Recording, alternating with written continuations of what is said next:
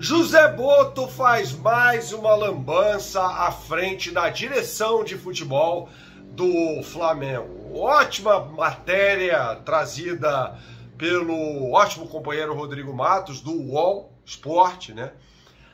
Aponta claramente que o José Botto não enxerga a necessidade de um substituto para o Gerson, enquanto o BAP, que tem razão nessa história, acha necessária uma contratação para repor a ausência do então capitão do time do Flamengo. É óbvio que precisa de um substituto à altura para o Gerson. Evidente que precisa. Então acho que essa é mais uma das lambanças do José Botto. Tá? E não cabe ao BAP definir, lógico, contratação ou não contratação, mas nesse caso alguém precisa puxar a orelha do Botto, sim. Roda a vinheta.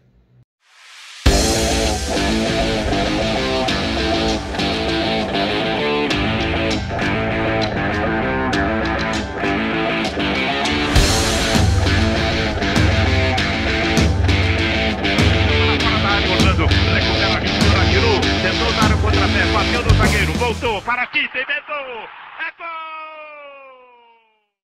Salve, salve pessoal, deixe seu like neste vídeo, inscreva-se aqui no canal caso você não seja inscrito. A gente fala muito sobre Flamengo por aqui, eu claro que quero meter a minha colher nessa história de uma lambança que é protagonizada mais uma vez pelo diretor de futebol do Flamengo, José Botto, né? Cara, ele não acha, de acordo com a matéria do Rodrigo Matos no UOL, Rodrigo Matos é um baita repórter, um dos melhores jornalistas que temos aí no Brasil, e que ele traz a informação de que o Botto avalia que não é necessária a contratação de um substituto para o Gerson, e que o BAP enxerga essa necessidade. É óbvio que o José Botto, em tese, sabe mais de futebol do que o BAP. Aliás, o Botto foi contratado para isso, para gerir de forma profissional o futebol do Flamengo. Mas nessa o BAP, de acordo com a reportagem, tem toda a razão. É óbvio que o Flamengo precisa, assim, você não precisa entender muito de futebol para isso. Você perde um jogador desse tamanho, com uma multa reduzida, aí eu acho que não, o problema não está aí, né, porque você conseguir ali 25 milhões de euros por um atleta de 28 para 29 anos é um baita valor.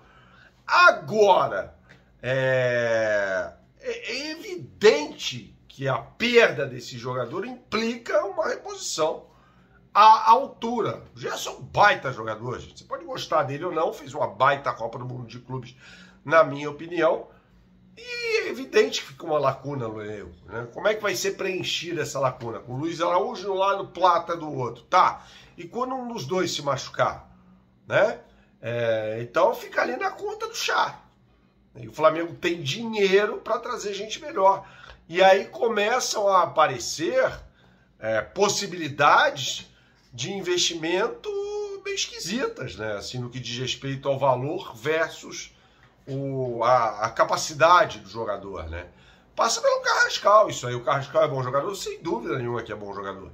Mas ele chega à Rússia, ao Dinamo Moscou, por 5 milhões de euros e tem uma hipervalorização de mais de 100%, jogando no modesto futebol russo, no Dinamo Moscou, um campeonato que ninguém assiste. Não é porque ninguém se interesse pelo campeonato, é porque não há transmissão para redes do Ocidente por conta do boicote à Rússia por causa da guerra com a Ucrânia. Então não tem como saber, assim, não tem como você fazer uma aferição, por mais que você tenha uma boa rede de scout, falar, porra, esse cara aqui joga bola no possante campeonato russo que justifique uma valorização de mais de 100% em relação ao valor pago pelo Dinamo Moscou lá atrás. Porra, não faz sentido isso. O Carrascal não é esse cara. Ele não é o cara para você jogar a camisa para cima, ele pegar e falar, eu sou o cara desse time. Não é. Ele não é. Ele é um bom jogador, mostrou isso com a camisa do River Plate, inclusive, né? Mas definitivamente não é esse jogador. E aí tem o caso Michael Johnston, né? Que é bizarro, sob todos os aspectos.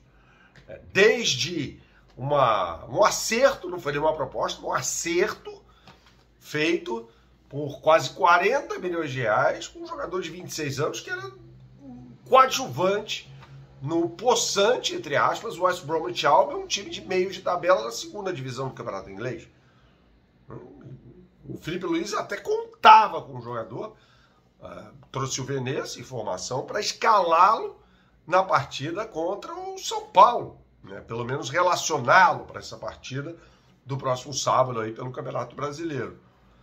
Então, assim, é uma sequência. Aí tem o pior, né? Para mim é pior. Assim, é péssimo fechar um acordo com o Michael Johnston, com todo respeito a ele. Mas é pior ainda recuar da decisão por pressão interna e externa. Ou por pressões interna e externa. E aí tem que ligar pro cara e falar, tá vendo aquela história de que você viria pro Brasil amanhã? Não, esquece, você não vem mais. É um absurdo. Essa história é toda absurda. Então, assim, em uma semana, o Boto conseguiu fazer uma série de lambanças. Tem o caso Pedro, tem o caso Michael Johnston e agora o caso Gerson.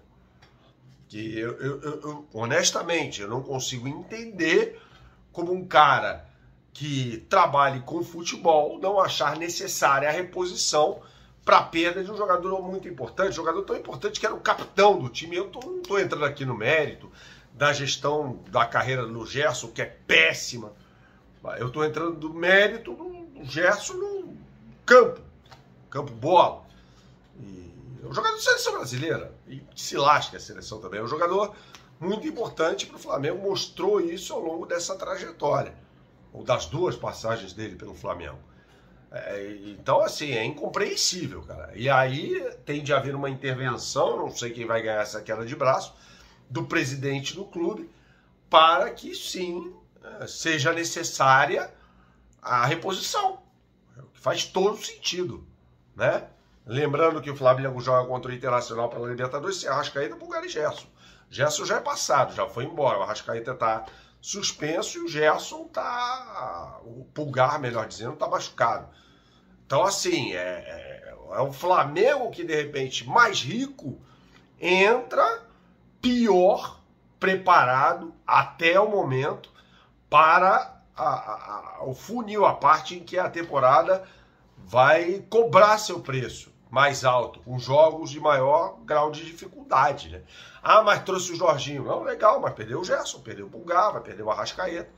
Então é preciso entender o contexto e avaliar que o trabalho do José Boto nessa última semana, ou nesses últimos 10 dias, é um absoluto desastre. Saudações, até a próxima e tchau, tchau.